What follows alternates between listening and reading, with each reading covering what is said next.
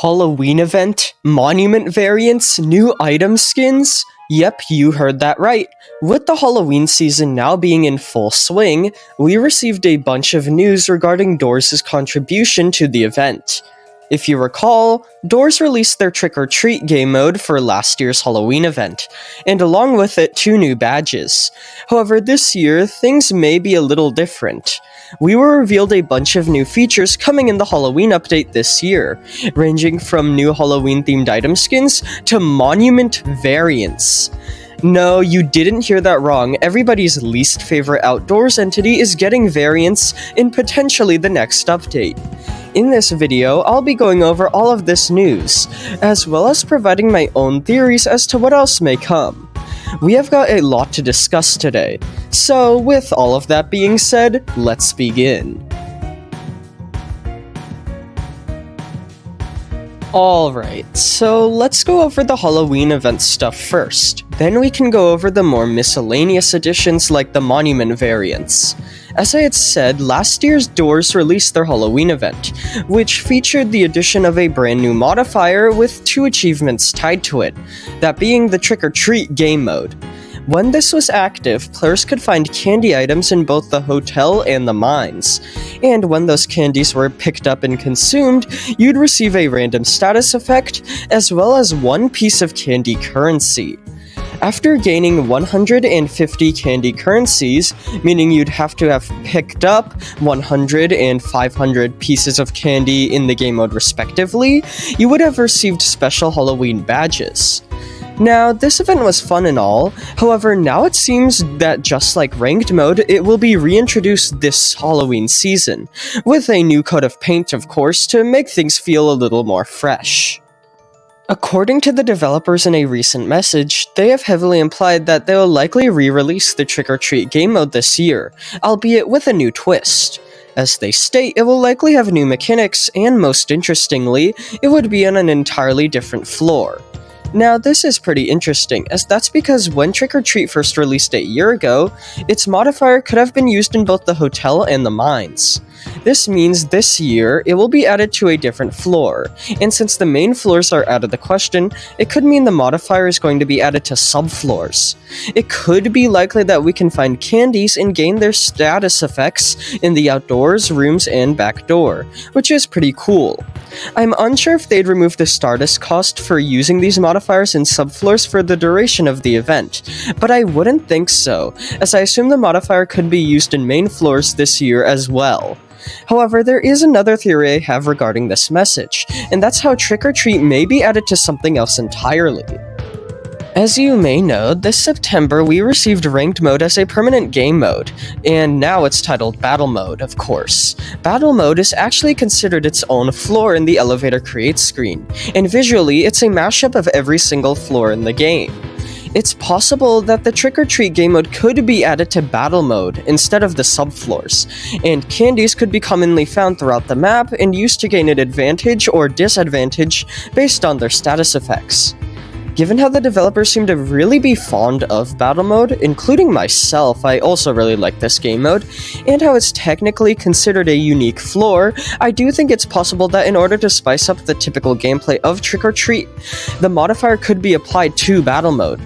This could also tie into the new mechanics part the developers mentioned as well, as if candies were added to Battle Mode, their functionalities could be used in drastically different ways than they are in the base game, as now you are actively trying to attack and defend yourself from other players. Additionally, given how last year's Trick or Treat event added 2 new badges, it's possible these badges could return, along with the introduction of new ones in this year's event. Based on the developers' messages, it doesn't seem too much would change with the Trick or Treat modifier itself, so it's entirely possible the old badges from last year could be reobtainable. Furthermore, given how new badges are always added with updates, I think it's very likely they could be implemented here as well, but as to what they'll be, I don't know. I would also like to mention that it's possible the candy currency could gain a new functionality in the update. As I said, whenever players used a piece of candy during the event, they'd receive a single candy currency.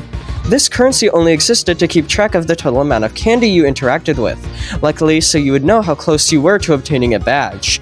However, given how this was still a type of currency, it could be treated as one in the update, especially with the introduction of item skins. The developers recently released a poll asking if players would prefer a pumpkin or candy-themed bundle of item skins next. As you may have noticed, the most recent item skin bundle added to the game was vampire-themed, and it was confirmed to be a limited-time skin bundle only available for the Halloween season. The results of the poll indicate that we'll be seeing a pumpkin-themed bundle in the future, probably later this month. And although that will likely be purchasable through knobs, as they're always purchasable through knobs, it's possible other non-bundle Halloween item skins could be added that are only purchasable with candy currency. After all, the Vampire Bundle skins were made a month in advance, so it's possible a bunch more Halloween skins have already been created and are just waiting to be implemented into the update. Either way, I don't think it would hurt if the candy currency was given a larger functionality other than being used to track how close you are to obtaining a candy-related badge. Okay, so that was basically the last Halloween-specific news we got, but we did get something else that was interesting as well, and those of course are monument variants. Yeah, you may have thought I forgot about them, but nope, they're still here. As you may recall, monuments mimic the obelisk structures found in the outdoors. However, according to the developers, that will be brought into the main floors as well, albeit with a twist. In a future update, maybe even this Halloween one, a monument modifier will be added to main floors, one which allows any prop, such as chairs and potted plants, to become monuments and attack you. These monument variants can take many forms, and they will even come with a custom animation that's different from the main monument entity found in the outdoors.